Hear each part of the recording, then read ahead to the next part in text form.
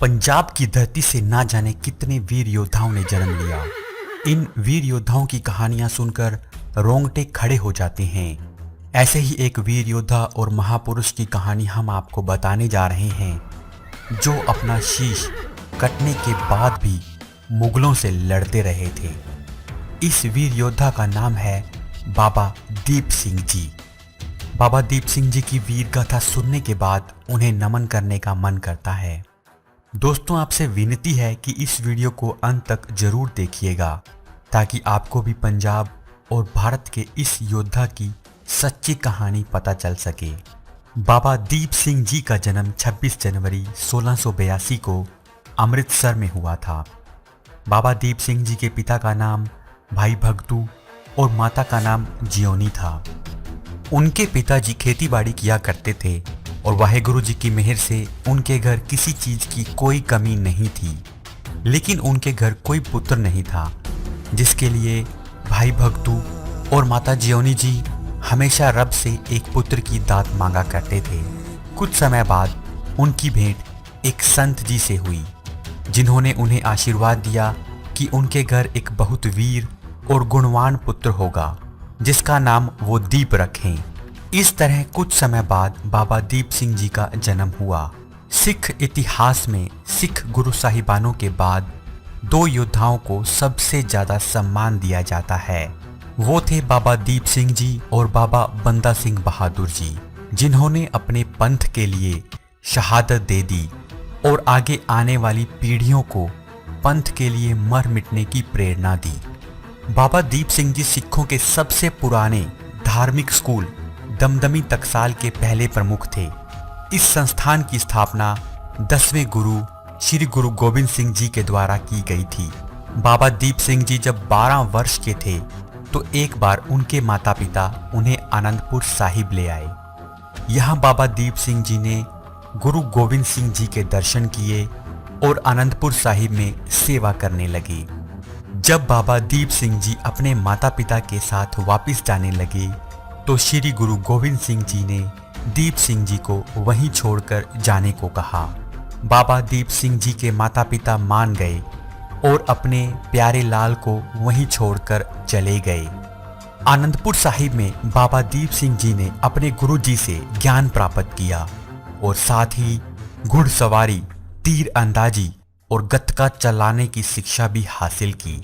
18 साल की उम्र में बाबा दीप सिंह जी ने अमृत छका और अपने पंथ की रक्षा करने की शपथ ली। इसके बाद बाबा दीप सिंह जी अपने गुरु जी के हुक्म अनुसार वापस अपने गांव पहुविंड अपने माता पिता के पास आ गए। 1702 में बाबा दीप सिंह जी का विवाह हो गया।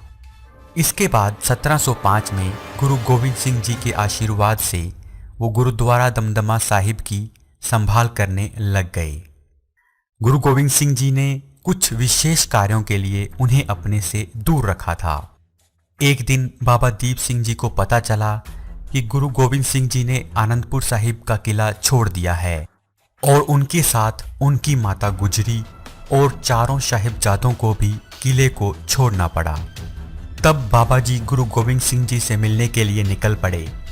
इसके बाद दीप सिंह और गुरु गोविंद सिंह जी की मुलाकात तलवंडी में दमदमा साहिब में हुई। गुरु जी से मिलने पर दीप सिंह जी को पता चला कि गुरु जी के दोनों बड़े साहिबजादे अजीत सिंह और जुझार सिंह चमकौर की लड़ाई में शहीद हो गए हैं और दोनों छोटे साहिबजादे जोरावर सिंह और फतेह सिंह को सरहंद के नवाब वजीर खान ने दीवार में चिनवाकर कत्ल कर दिया। अपने चार पुत्र खोकर और अपने पूरे परिवार को खोने के बाद भी गुरु गोविंद सिंह जी शांत थे, क्योंकि उन्हें आगे आने वाली पीढ़ियों के लिए उस ग्रंथ की रचना करनी थी जिसे आज पूरा सिख समाज गुरु ग्रंथ साहिब के नाम से जानता है। गुरु गोविंद सिंह जी ने पूरे ग्रंथ साहिब का पाठ किया और बाबा दीप सिंह जी ने उसे अपने हाथों से लिखा। गुरु गोविंद सिंह जी ने गुरु ग्रंथ साहिब को पूरा करने की जिम्मेवारी बाबा दीप सिंह जी को दी। कुछ सालों में बाबा दीप सिंह जी ने अपने हाथों से गुरु ग्रंथ साहिब की 4 और प्रतिलिपियां लिखी। गुरु ग्रंथ साहिब की इन 4 प्रतिलिपियों को श्री अकाल तख्त साहिब, श्री तख्त पटना साहिब, श्री तख्त हजूर साहिब और श्री तख्त आनंदपुर साहिब भेजा गया। 1706 में बहादुर शाह के साथ दक्कन जाने से पहले गुरुजी ने बाबा दीप सिंह को दमदमा साहिब का प्रमुख बना दिया और भाई मनी सिंह को अमृतसर में हरमिंदर साहब में संगतों के पास भेज दिया। बाबा दीप सिंह जी दमदमा साहिब में रहकर सिख धर्म का प्रचार करने लगे। वो भजन की छोटी छोटी पुस्तकें जिन्हें गुटका कहा जाता है वो लिखकर सिख संगत में बांटते रहे। उधर श्री गुरु गोविंद सिंह जी ने पंजाब की आज़ादी और जुल्म के खात्मे के लिए बाबा बंदा सिंह बहादुर को जत्थेदार नियुक्त किया और स्वर्ग की यात्रा पर चल पड़े।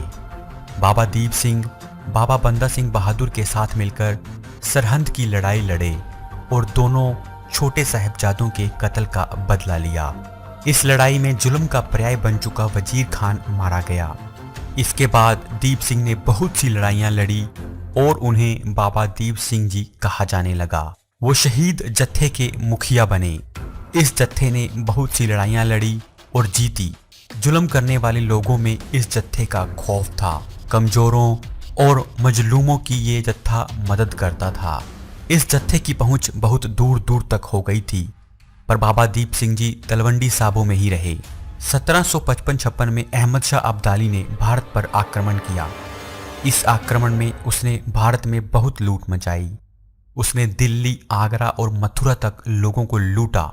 इस लूट के बाद उसने बहुत सी लड़कियों और महिलाओं को बंदी बना लिया, जिन्हें अब्दाली दासों के बाजार में बेच देना चाहता था।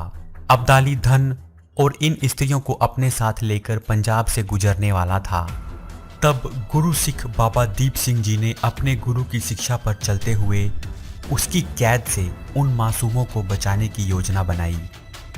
उस समय बड़े बड़े योद्धा अब्दाली से खौफ खाते थे और कोई भी अब्दाली से पंगा नहीं लेना चाहता था।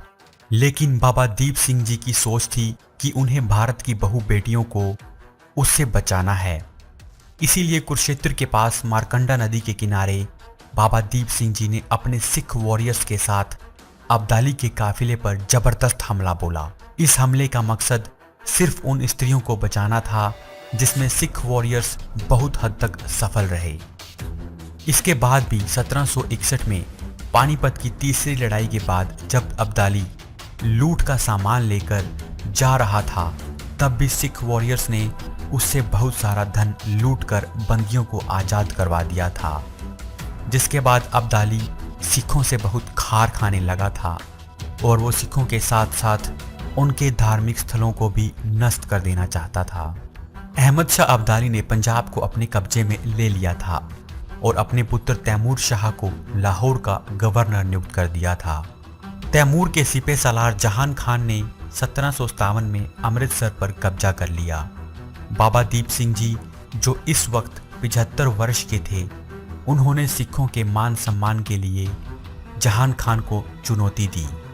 उन्होंने अपने साथ बहुत से सिखों को मिलाया और अमृतसर की ओर कूच किया। अमृतसर से 10 मील की दूरी पर तरन तारण में सिखों की संख्या 5000 हो गई थी।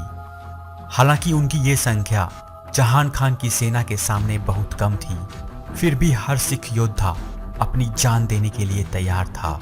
बाबा दीप सिंह जी ने अपने खंडे से जमीन पर एक लकीर खींच दी और कहा कि वही इस लकीर को पार करे जो लड़ने और मरने के लिए तैयार हो।